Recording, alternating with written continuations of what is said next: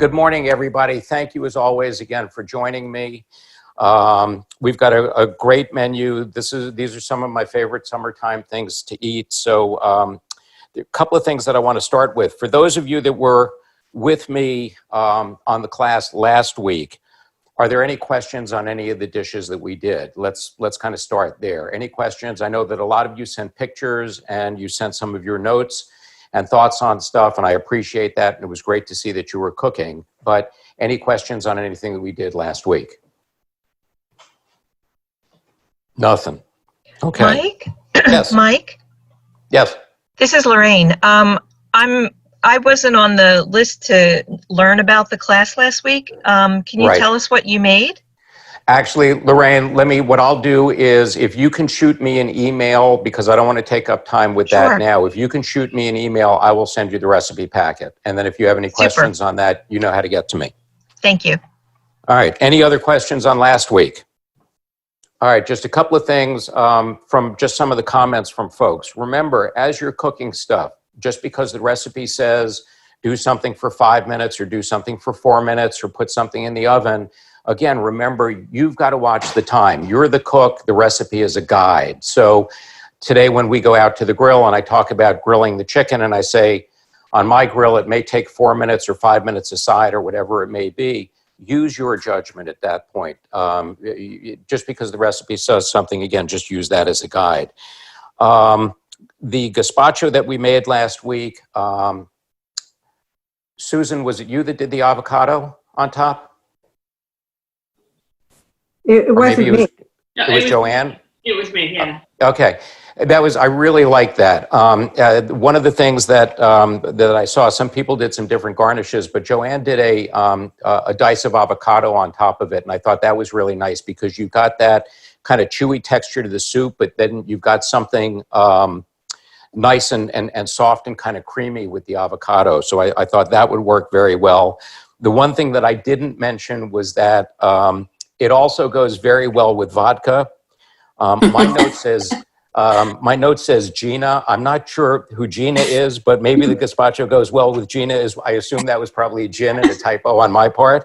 And it also goes very well with tequila as well, if you wanted to put a shot of liquor in there as maybe like a little cocktail and a little bit of a soup course, something like that. So it does work very well. For those of you that are local Maryland people, we had a conference call last night with a couple of the other chefs from Sur La Table.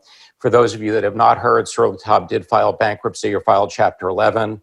They're closing a bunch of their stores, but the Pike and Rose store, at least at this point, is going to remain open. So if there's stuff that you need, they've got shorter hours than normal. There are no cooking classes, and there probably won't be for a while. But if you need stuff, the Pike and Rose store is open. And for Virginia people, the same thing. Tyson's Galleria is open.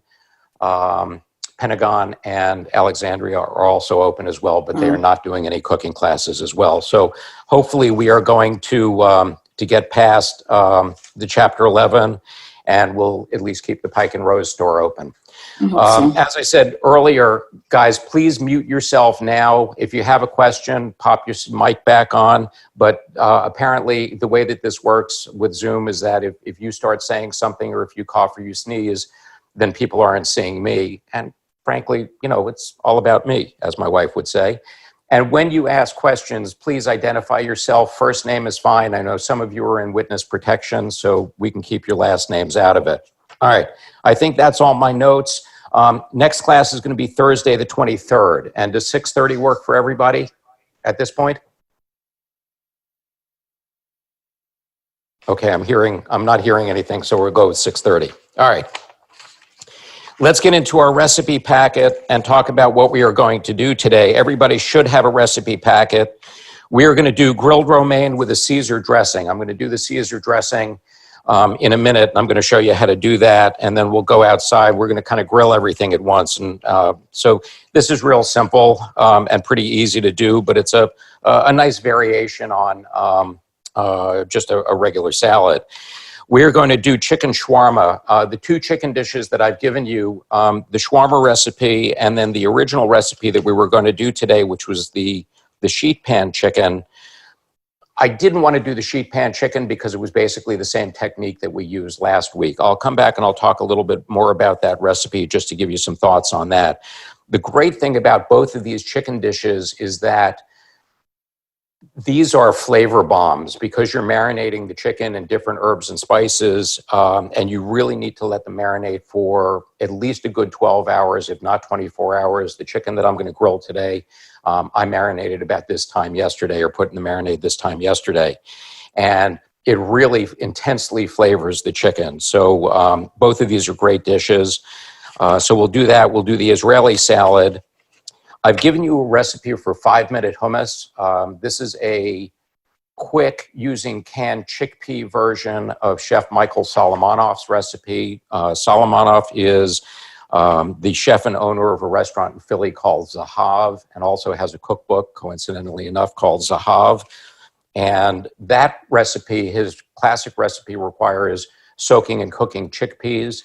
And they went back to the drawing board and said, okay, how can we do this? If you don't want to go to the store, if you don't want to carry in packaged hummus, what's a quick way to do it? So this is their recipe to do this. I've used this at one of those moments where you absolutely need hummus, but you don't want to run out. So this is a good recipe. And then we're going to finish up with grilled peaches, and I'm going to show you 2 ways to serve that. So let me go back to the sheet pan chicken and just talk a little bit about that, and then we're going to get started.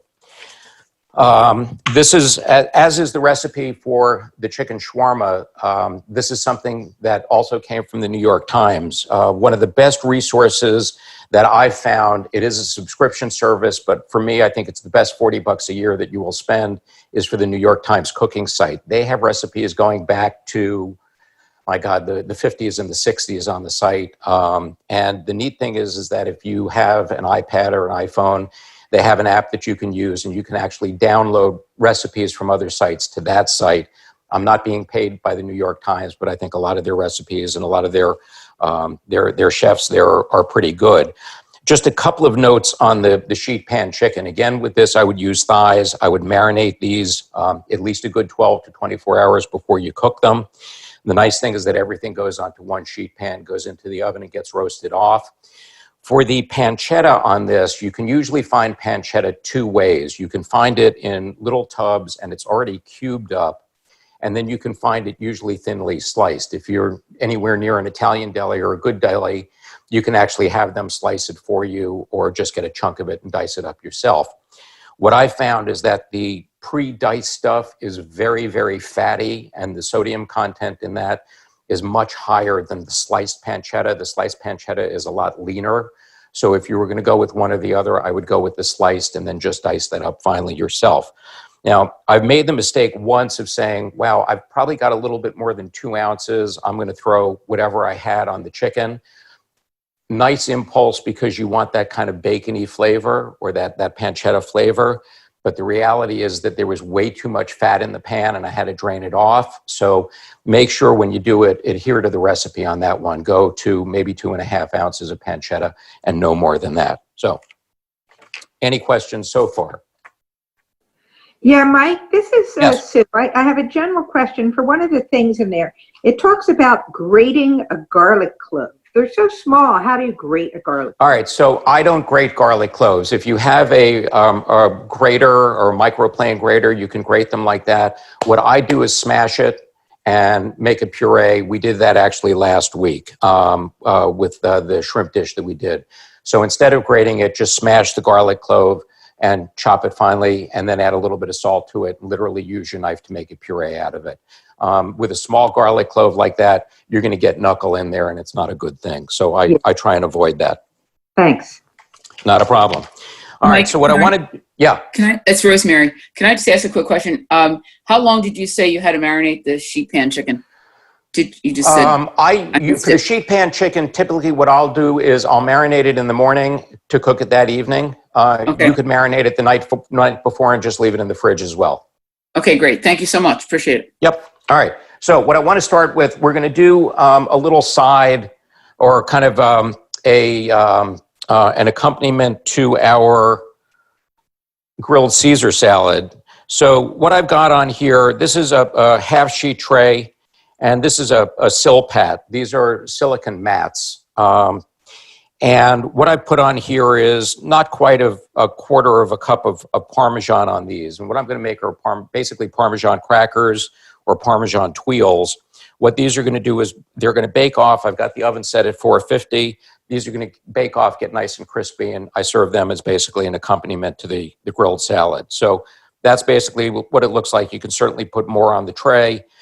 Leave a little bit of space because they will spread just a little bit, but let me get those into the oven.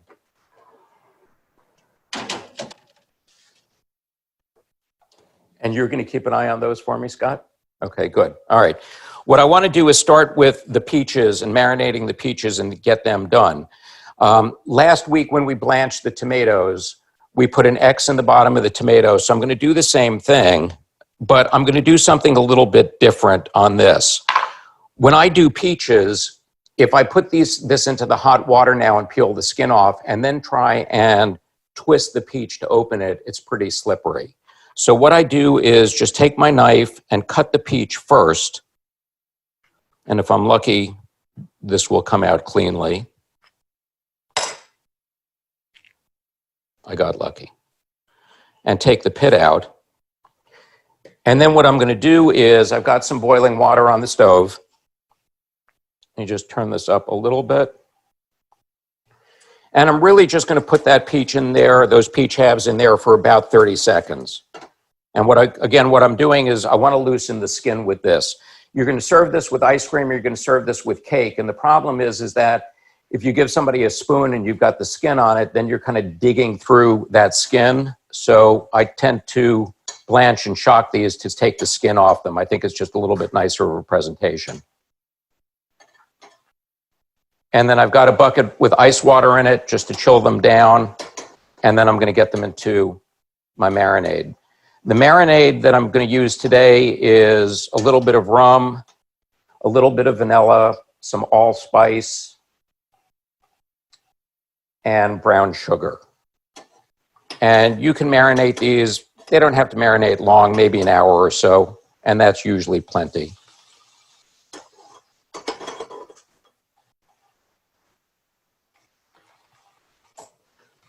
All right, so let me let those cool down just a bit. And I'll peel them, and I'm going to get them into the marinade. And I just mixed all of this stuff earlier so we would have it done. Now, the one thing that I will remind you of, if you happen to have arms like me and you put these peaches on the grill, I was doing this one day a couple of years ago, and I noticed that the hair on my arms was starting to singe. I said, what the heck is going on? There's alcohol in there, and that's going to light up when it hits the grill. And obviously, because it's bright out, you can't see it, so just be careful. All right, so I'm going to peel the peaches, and you can see now how easily these are going to peel.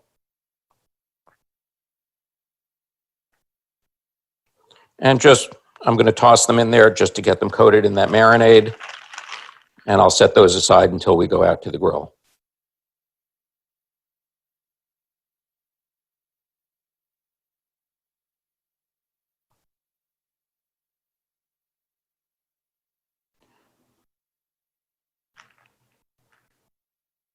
All right. So how long are you going to be marinating the peaches roughly? Today, these will probably go, I don't know, maybe a half an hour or so until we go out to the grill, maybe not even. I would say usually what I do with these is marinate them for about an hour. You don't really have to marinate them that long. They'll pick up a little bit of flavor. And then actually when they're on the grill, you can baste them a little bit if you wanted to. But honestly, I don't think it's that necessary. You're really not getting that flavor out of it. Really what you want is the flavor of the peach more than anything else. So, all right, that's done. Those are going to sit there. What I want to do is make the Caesar dressing. In here, I have a half a cup of olive oil. I've got some lemon juice in here. I started with about 2 tablespoons of lemon juice and a dash of Worcestershire. Now, normally, if you're going to do a classic Caesar salad dressing, you're using raw egg yolk as your binder or something to hold the oil and the vinegar together. Typically in a classic French vinaigrette, you will use mustard. And because of just everything that's going on today, and because it's more shelf stable, I didn't want to use raw egg yolks, so I'm going to use some mustard in this. Other than that, the flavorings are going to be typically anything that you would use for a Caesar dressing. So half a cup of oil, 2 tablespoons of lemon juice, a dash of Worcestershire. I'm going to put, and I'm going to eyeball this, probably 2 teaspoons, maybe a little bit more of dressing or of mustard in there. I've got 1 garlic clove that I've chopped up, and I'm going to put that in. Now, again, normally the classic way is that I would be doing this in a wooden bowl. I would make the dressing in the bowl, put my greens in, and have it all come together that way. I'm going to show you a faster way to do this. So I've got my garlic in there. Yes. This is Suzanne. Hi. What is it about the mustard or the egg yolk that makes the oil and everything come together? I'm not a chemist, but what you need is an emulsifier. Oil and water or oil and vinegar don't want to stay together. So Right. you need something to hold them together. So the mustard, or if you wanted a sweeter type of dressing, people also will put honey in them to act as an emulsifier, or the egg yolk. And what that does is it actually holds those molecules of the oil and the vinegar together. Good call, Scott. Thank you. All right, let me get this out.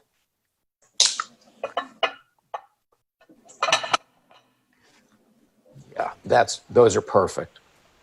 Thank you, camera person. So there are my Lovely. Parmesan tuiles. Now, if you really have hands of steel, and I'm not going to do this, you can let them cool for just a little bit, and you can actually roll them into like a pencil shape. I'm not going to do that. So I'm just going to leave them here and let them cool, and then I'll show you how I serve that with the salad. And while I'm there, I'll let you turn the oven off. All right, so I've got my garlic in there. I'm putting my anchovies in. Suzanne, did I answer your question?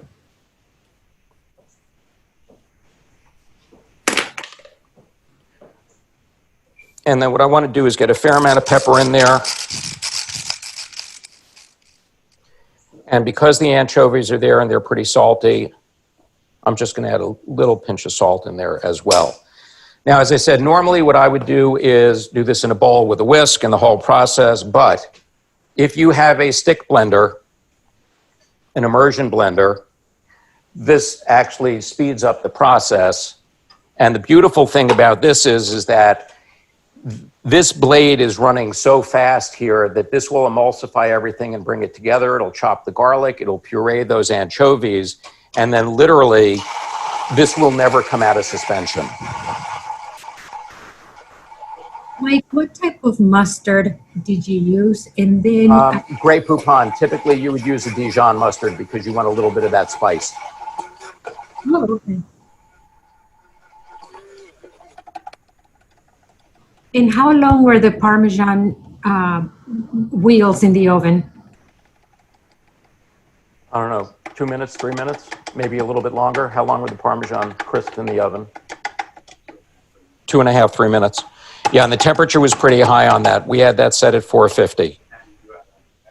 And I had it on convection. So there's my dressing. The last thing that I want to do is just add some Parmesan to that. And I'm actually just going to stir that in.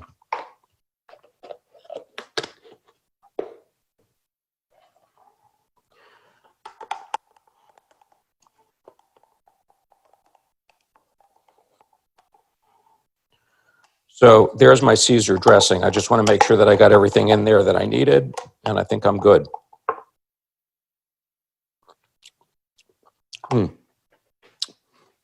And because we used the mustard rather than the egg yolk, this is going to be safe in the fridge. That amount of dressing, you'll use that up before it would go bad. Any questions before we move on? Mike? Yes. It's Suzanne again. It's not a question, but for years I've been using the recipe from Bon Appetit, Okay. the Caesar salad dressing recipe. Right. And I get really great reviews. You may want to just take a look at it. I will take a look at it. Thank you. All right, so I'm going to start the prep on the Israeli salad. And what I'm going to do is, when I do this, the interesting thing about Israeli salad is that it's the same thing as Greek salad. It's the same thing as Iraqi or Irani salad. It's basically the classic salad of the Middle East. So you've got typically tomato, cucumber, maybe a little bit of onion, maybe a little bit of red bell pepper if that's to your taste. But the biggest thing more than anything else is the size of the dice. Israeli salad typically, for what we're going to use it for today, would be a pretty small dice. If you were doing something else and you wanted it as more of a salad course, you would do it as a chunky dice. If you added feta cheese to it, maybe some pepperoncini, you would have a Greek salad. So it's really all kind of the same thing. So I'm going to do a pretty fine dice because I'm actually, with our chicken shawarma, I'm going to make pitas. So the easiest way for me to do this is basically just clear away so everybody can see, just kind of do a fine dice.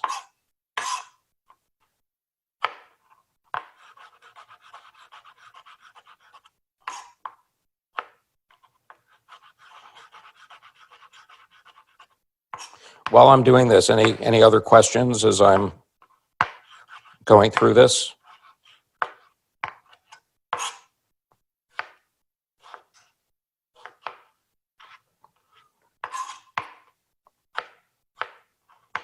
If you're not a fan of anchovies, is there something you could use instead with the Caesar salad, or is that just classical Caesar salad? It's going to be classical Caesar, and what I would suggest is use less. I think I put 6 in there. This recipe calls for 6, and that's typically what I do because I want that flavor. But if you're not a fan, I think you would miss it if you didn't have it in there. So my suggestion for that kind of stuff is always put it in, but put a less amount in. I know a lot of people say they don't like them.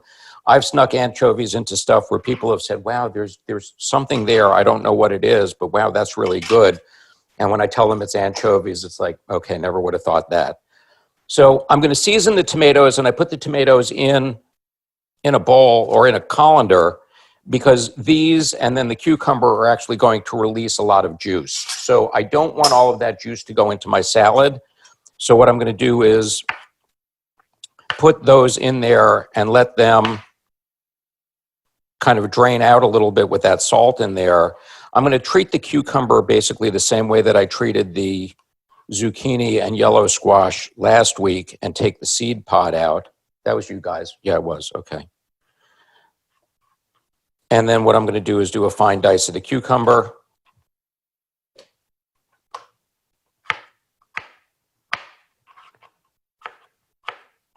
And again, when you're chopping stuff like this, you want to go flat side down. You never want to cut anything that's rolling. So go flat side down.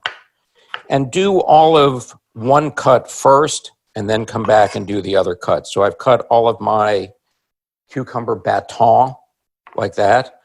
And then now I'm going to do my dice.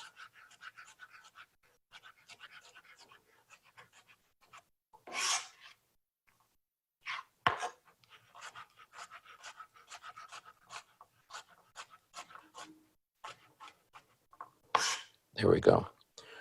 So I'm going to get those into my bowl with my tomato, and I'm going to put a little bit of seasoning on the cucumbers as well. Just mix them around and have them drain off some of that juice.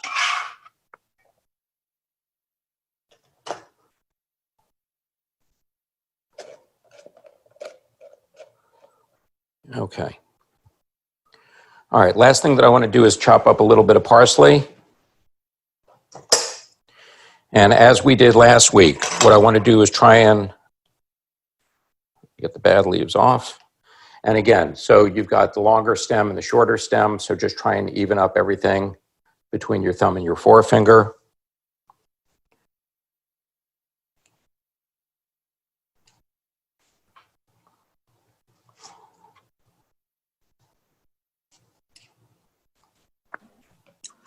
Mike, this is Suzanne again.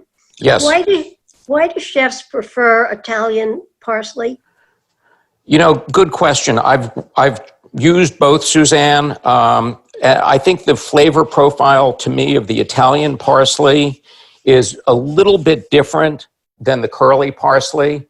And I think for most of us, you know, as we had grown up, if you're of a certain age, when you had Italian or when you had curly parsley, it was always a garnish and it was something that you never ate.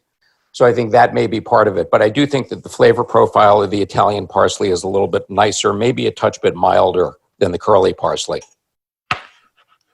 All right, so again, I'm rolling those parsley leaves into a ball, just putting it down on my board and chopping my way through it. Getting down to the tender stems are okay. Those will go into my garbage bowl, and then I do want to chop this down just a touch bit finer.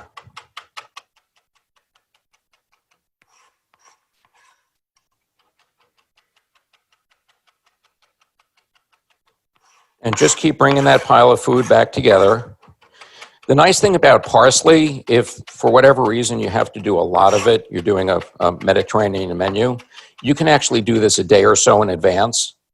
And if you put a piece of towel inside of a bowl or a deli cup or something like that to absorb some of that excess moisture, the parsley will last you a good 3 or 4 days in the refrigerator. Keep it covered, obviously, after you chopped it, but put a piece of paper towel in there. That'll soak up excess moisture, and your parsley is good to go. And again, that'll keep for a couple of days. You'll know when it goes off because it starts to brown up and get pretty liquidy. So there's my parsley. I think I'm pretty much all set. Let me just see. I think we're good. So I'll hold off. I'll make the salad in a little bit. Let that continue to drain a little bit more. And then I think what we're going to do is go take a walk out to the grill and we can actually start cooking some stuff. So I'm going to walk outside, and as I go out, Scott's going to change the camera. We're actually doing a 2-camera shot today. We are pretty advanced. So as soon as I get out there, he'll kick that on. All right. Now, one of the things that we always talk about, whether it's cooking school or now even at home for me, is the concept of a landing pad. So I'm going to take stuff out to the grill. Where's it going to go when it cooks? So I want to be mindful of that. So let me actually, before I go, let me just talk a little bit about the lettuce. What I did was take a head of lettuce. I just trimmed it up a little bit and then cut it in half. And I cut it through the core. I left the core on so that way the leaves would stay together. So to season this, all I'm going to do is drizzle this with a little bit of olive oil. You have a squirt bottle? Thank you, Chef. Just drizzle that with a little bit of oil.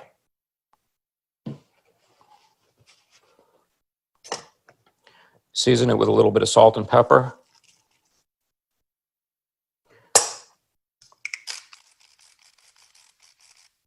And that's good to go. I'm going to take my peaches. I'm going to take my chicken. I've got my tongs out there. What else do I need? I think I'm good. Let me get one more plate. All of you should write a note to my daughter-in-law thanking her for letting us abuse her house today.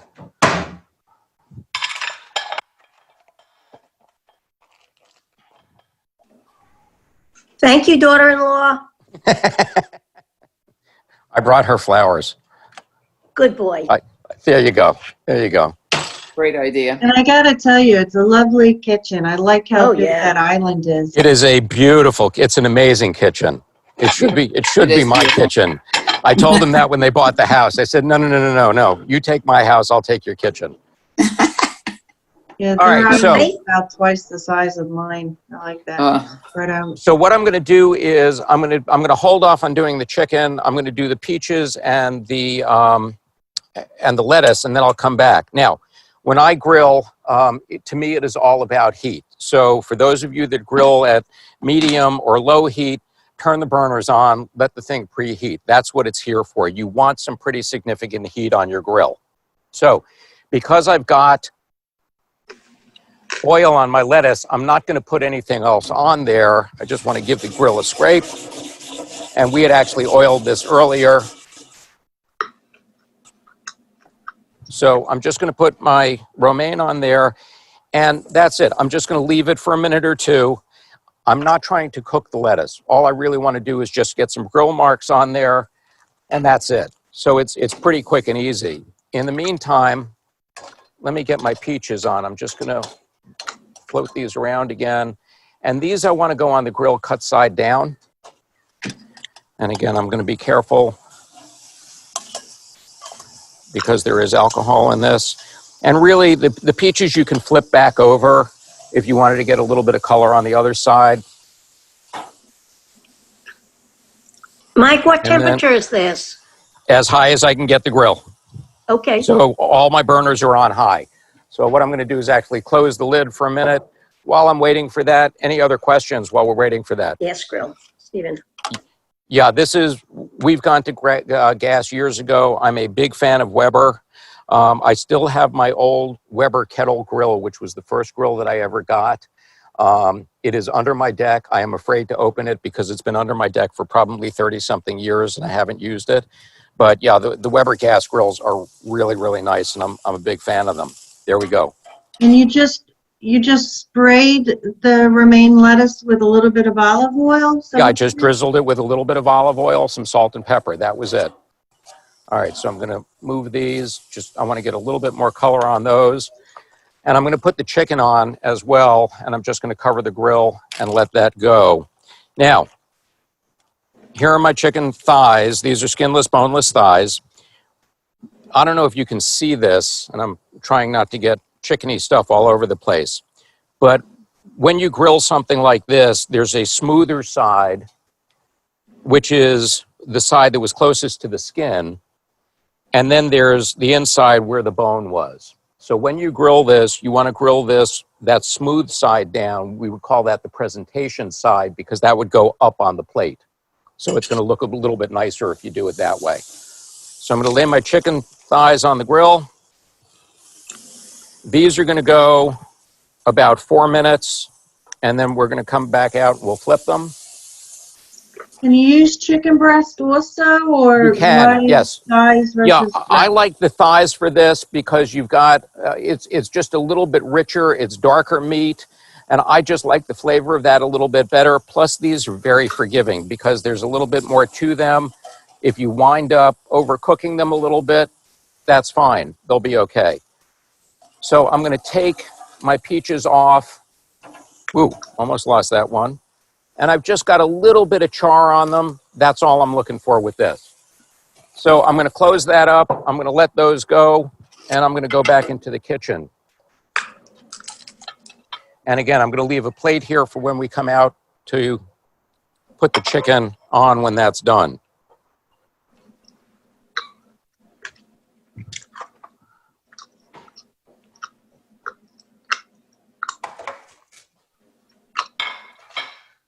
You have a timer?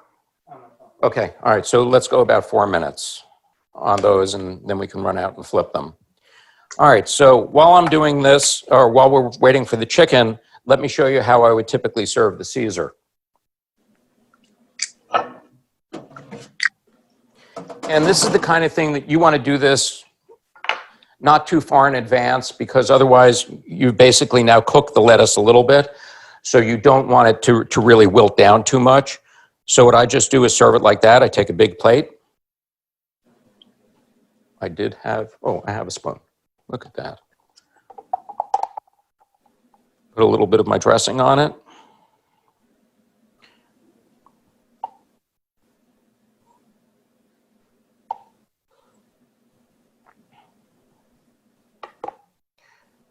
And then if you wanted just a touch bit more parm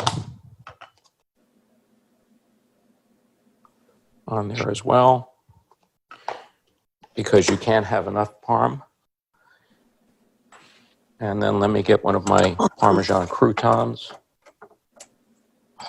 Look at that. Oh, that's nice. There you go. So there's your grilled romaine salad. No, that's Okay. beautiful. Yeah, that's Very beautiful. nice. It's really, now, one of the other things that you can do, if you are an olive fan, if you like, yeah. in this case, particularly black olives, get some oil cured olives and literally put them in your food processor or you could use niçoise, something like that, and really just puree them, make a puree out of them. And if you put literally a drop of the olive puree in the center of this before you bake it off, you've almost got like a little lollipop. The other thing that I've done with this is if you have like a little wooden skewer, put the wooden skewer in there, make sure that you cover the wooden skewer with a little bit of cheese so it'll stay in there. And you can actually then stick it in like that if you wanted to. So, and these are really thin and these are really nice and crunchy. Looks beautiful. Thank you. All right, so any questions on the salad before we move along? No. Everybody's good? Yep. All right. You want to check the chicken for me, or you want me to run out? Okay. All right.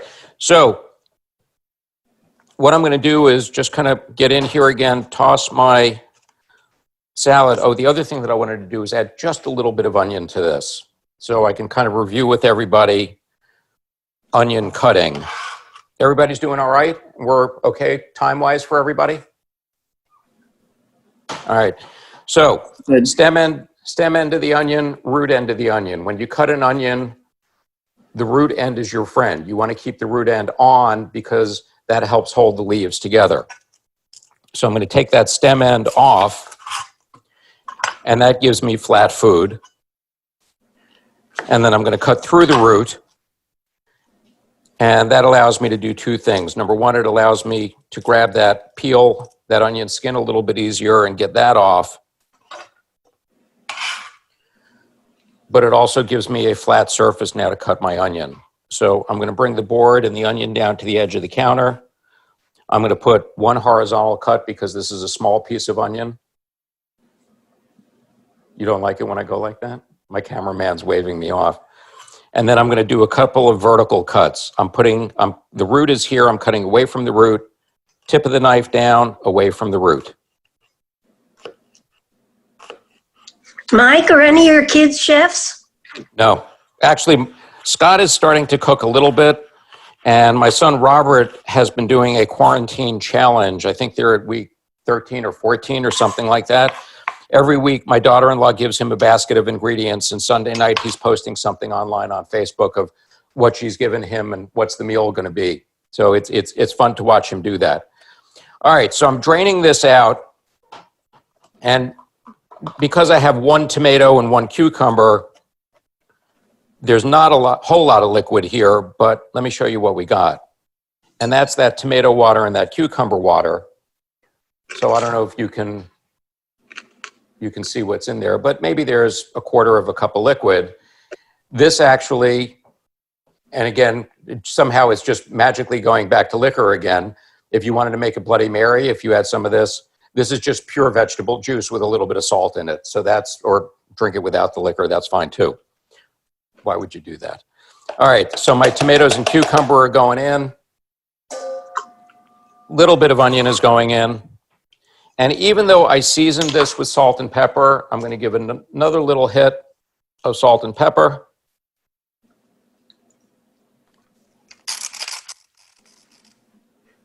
I'm going to give it just a drop of some lemon juice.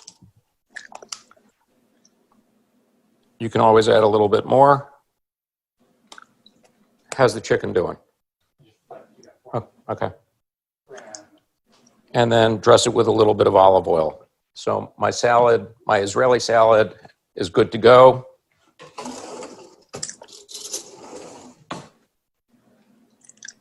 And a little bit of fresh parsley in there.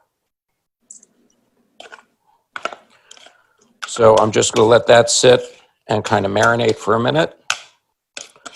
And I will taste it to make sure that my seasoning is good.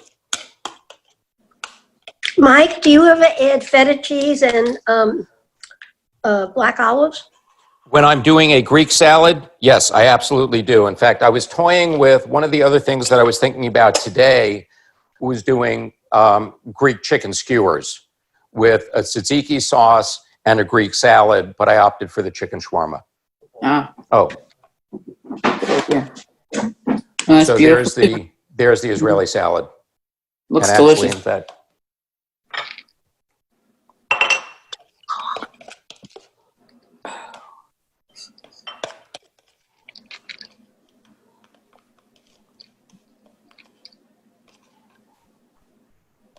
It's this really big center island. There you go. Wow.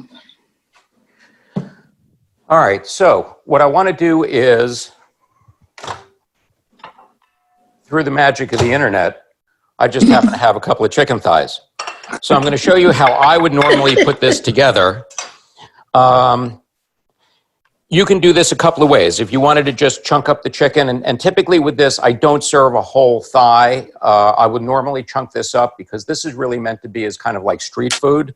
So you can do this a couple of ways. If you wanted to chunk up the chicken and serve it over salad with a little bit of the Israeli salad and maybe some hummus on top of it, just as a garnish, that's perfect. So what I do with these basically is just kind of rough chop them.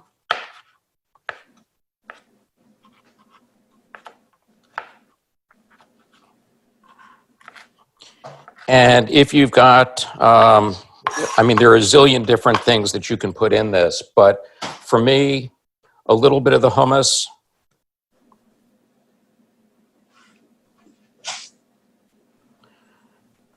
I think I'm going to have to run around and run camera too, because as soon as I get this done, I know that Scott's going to grab it, which is fine.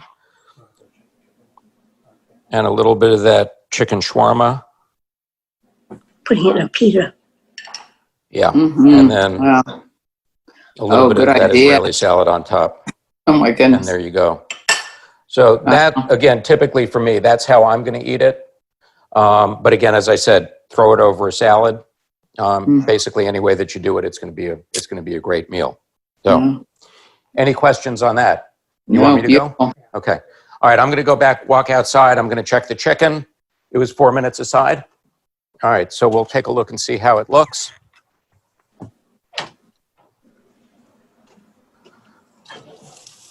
Oh yeah, that's nice. All right. So this now was about 4 minutes aside. Now the other thing on this too is that when you're grilling, this only goes not only for grilling, but this is also for anything that you're doing in a pan. If you try and grab this and move it and it's not moving, and then what you're going to do, you may wind up tearing some of that char off of it. That means that the food has not created a crust yet. Once you let it sit, let it cook, and let it create that crust, then it will release nice and easily. So these have been on now about 8 minutes. And for this, you really do want to get a little bit of that char on it. That would be kind of that authentic-y kind of flavor. So what I'm going to do is I'm just going to put them up on the top rack. I'm going to close the grill again, and I'm going to let them go for another 3 or 4 minutes. We'll pull them off, and they would be ready to go. Now, I do like to have these kind of cool down a little bit before you eat them. Typically, I wouldn't eat them hot off the grill. Just let them cool down a little bit, and then you're good to go. So let's go back in, and I'll show you dessert. Delicious. Just like a 3-burner grill, like ours. Yeah, that one actually has I think they call it a sear station on it. So if you wanted to, get it really, really hot and sear a steak or something like that, you certainly have the capability of doing that. Now, I'm going to take the ice cream out. And what I'm going to do, I'm just going to nuke it. Oh, actually, it is pretty soft, so hopefully we'll be okay. All right, let me get one more spoon. And I'm going to show you 2 ways to do this. One of the things that has been great for me, and for most of you that have taken classes with me, you know that dessert is not necessarily my forte. So I've had the pleasure of learning from Chef Elizabeth Tuin, who is works with me both at Culinaria and at Sur La Table. She's a classically trained pastry chef, and she's truly brilliant in terms of her skills. And I can call her about stuff or email her about stuff, and she always responds very graciously, despite the fact that I refer to her as Patty Pastry. And we can just keep that here. We don't need to discuss that any further. But one of the things that she learned when she was actually the pastry chef at one of the hotels downtown, and she learned this through her training, was that dessert shouldn't necessarily be another course. You go to some of these places and you get one plated dessert that can easily serve 4 people. Now, I'm not a big dessert person, So for me, that's fine. But typically what she says, 3, 4, 5 bites tops, that's what you want your dessert to be. But I'll show you a couple of ways of doing this. And to me, this is a really, really nice, easy summertime dish. So I've got one dish. Let me kind of clear the decks a little bit. And this is honestly really the simplest way to do this. This actually is in Haagen-Dazs. I made this ice cream. Okay. If I was home, I would have made the ice cream. So I want to put just a little bit of this just in the bottom of the bowl. And then I'm going to take one of my peaches. I'm going to put that in there. And if you had a sprig of mint, that would be nice. And maybe just a little bit more ice cream in the bowl. And that's it. It doesn't get much simpler than that. So there's one of the ways to do a peach. The other way,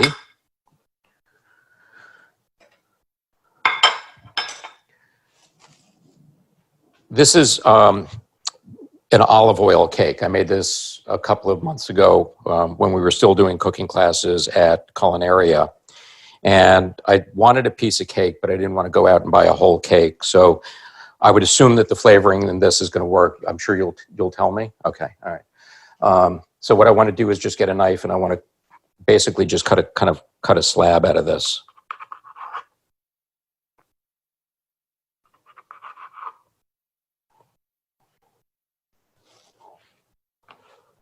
And I'm just going to trim it up so it looks a little bit prettier.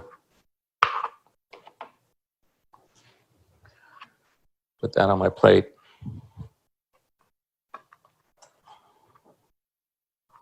So I think I'm going to go this way.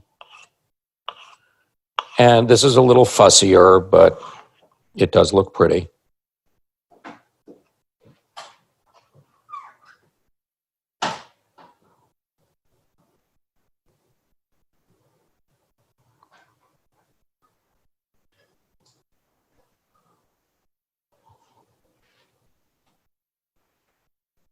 And then I'm going to take a little bit more ice cream. And if you don't want to use ice cream, although I wouldn't understand why you wouldn't want to use ice cream, but you could use, if you wanted to make like a quick creme anglaise or something like that, that could certainly work as well. Mike, it's Joe. So tell us a little more about that cake. What's the story there? This was an olive oil cake that I did. I'm not sure if the recipe was a sur la table recipe or something that I found somewhere else. But I can send you the recipe, Joe. I'll find it. I know that I've got it at home. And one of the things that I want to do just to finish this, and also the ice cream, I have some biscotti that I got actually at the Durwood Farmers Market. I'll find the name of the bakery because these are really great. And the nice thing about them is they're really pretty small. And these are chocolate chip biscotti. So if you had two, it wouldn't be maybe a life-changing thing. For me, who goes through a bag of these, I actually keep them in the freezer. So let me show you what I'm going to do with these. And again, we talked a little bit before about just that textural component. Oh yeah, you have a rolling pin, or do you have a mallet? Cool, here we go.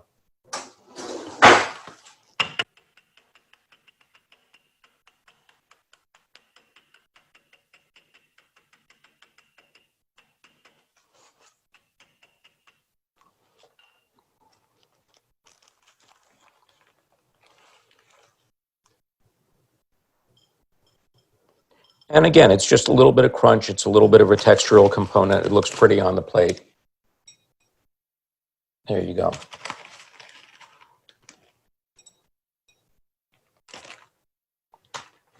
So where's my shawarma? There it is. So these are the things that we did for today. We've got our grilled romaine salad with a Parmesan tuile. We've got our chicken shawarma pita with the Israeli salad and a little bit of hummus. And our grilled peaches, I'd go with that one. You serve that to people, they'll keep coming back again. So any questions on anything that we did today? What? Oh, and this is the chicken that we pulled off on the grill. My daughter-in-law also has dinner tonight. So there you go. Any questions on anything that we did today? Fabulous job, Mike. Thank you. Thank you. Absolutely beautiful. Looks delicious. Thank you. Thank you. Send pictures. Let me mention one or two other things. All right. So next class is the Thursday, the 23rd, and we'll do that at 6:30. If you guys want to continue this, I am happy to do that. Would probably look at, again, maybe 2 or 3 classes in August. Send me ideas.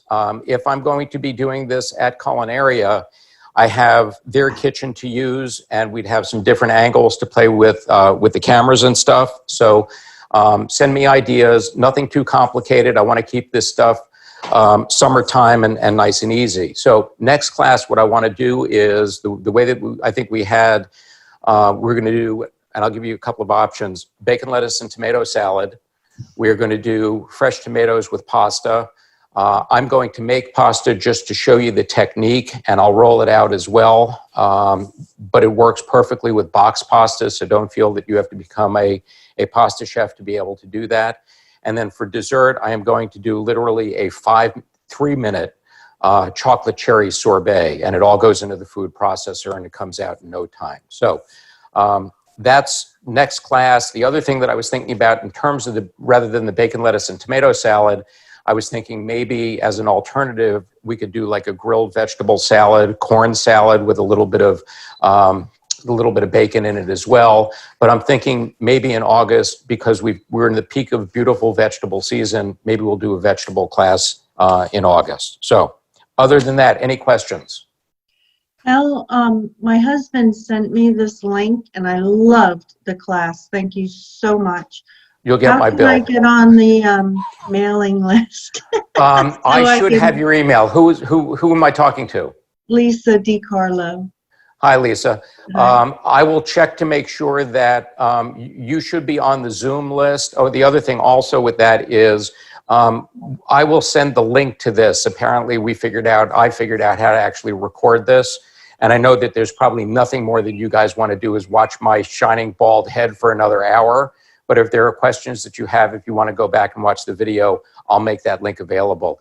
Lisa, just in case, have your husband email me your email address, and I'll make sure that you're on the next one. Mike, this is great Thank stuff. you. My pleasure, guys. Have a great Saturday. Enjoy it. Cook some good stuff. And I'll see you on the 23rd.